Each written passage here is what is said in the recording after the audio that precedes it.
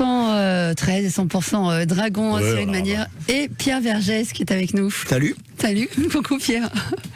Alors, on parle de quoi ce soir? Ah mais Cuisine, jardinage. Non, du tout.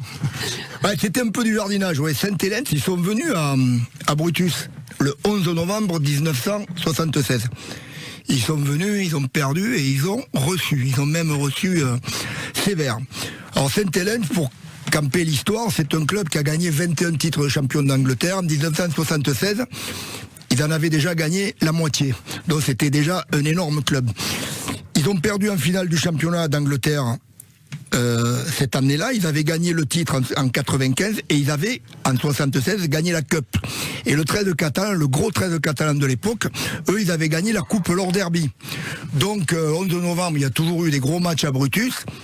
Ils ont créé un challenge Perpignan, et ils ont fait rencontrer, ça devait avoir lieu tous les ans, le vainqueur de la Cup et le vainqueur de la Coupe Lord Derby. Donc, champion d'Angleterre 75, vainqueur de la Cup, ils sont venus à Brutus.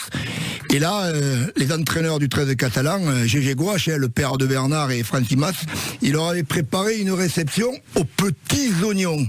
Les Anglais, ils sont peut-être venus faire du folklore, mais ils se sont fait réveiller. Mais les Anglais, il n'y avait pas rien. Il y avait George Nichols, Vince Caralius, Eric Crichton, qui sont dans le Hall of Fame de Sainte-Hélène. Eh bien, le match, à la première mêlée, à l'époque, on attaquait les mêlées. Là, ils les ont enclosqués, carrément. Moi, j'étais au match, devant la mêlée, ça a fait cloc. Et on a vu George Nichols se relever, il était hagard.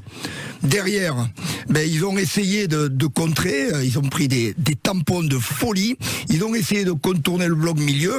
L'ailier Mathias a débordé toute la défense, et au moment de marquer, Jean-Marc Bourré est revenu sur un repli défensif en travers, il a attrapé par le col, il a jeté sur la cendrée.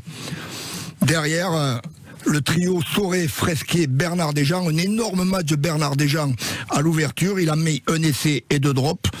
Ils leur ont donné derrière une leçon de rugby, mais ce match, il s'est gagné dans les 10 premières minutes sur ces 2 actions incroyables. Et derrière, au score final, 18-12 pour le 13 catalan. Alors, au 13 catalan, il y avait Paul Charcos, Molinier, Henri Daniel, Colony, Zamora en seconde ligne, Soré. Derrière, une ligne de 3 quarts incroyable avec Noroy, Ciré, Jean-Marc Bourré, Guéry, Saboureau derrière, Bernard Desjans, Fresquet. Ça a été un match incroyable. La conséquence, il y avait un challenge qui devait avoir lieu tous les ans. Ils n'ont plus jamais voulu revenir. Alors je vais remercier Bernard Desjans qui m'a aidé à préparer cette émission. On a refait le match avec lui hier. C'était super sympa.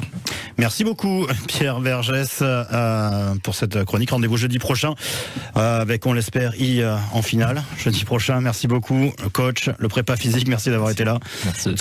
Et à Eric et Hugo également, le président et le joueur et homme à tout faire, dit sur tête, Hugo Boras, soit bon, dimanche.